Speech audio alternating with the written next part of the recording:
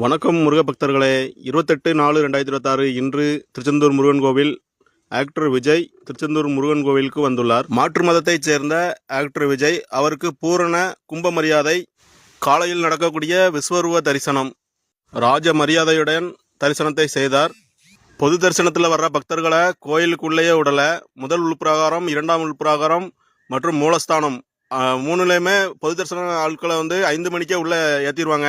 ஆனால் இன்னைக்கு 6 மணிக்கு தான் உள்ளேயே அனுமதிச்சாங்க. பக்தர்களுக்காக கோவிலா அல்லது தனி மனிதர்களுக்காக கோவிலா?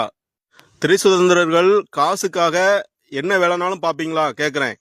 பக்தர்களை காக்க வச்சுட்டு தனி மனிதருக்கு முன்னுரிமை அளிக்கப்பட்டு ஏன் உள்ள அனுமதிச்சிங்க? பக்தர்களை ஏன் 1 மணி நேரம் வெளியே காக்க வச்சிங்க?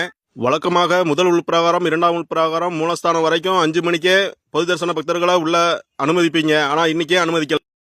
அது மட்டும் இல்லை, விஜய் அவர்கள் தரிசனம் முடிச்சு போயிட்டாங்க.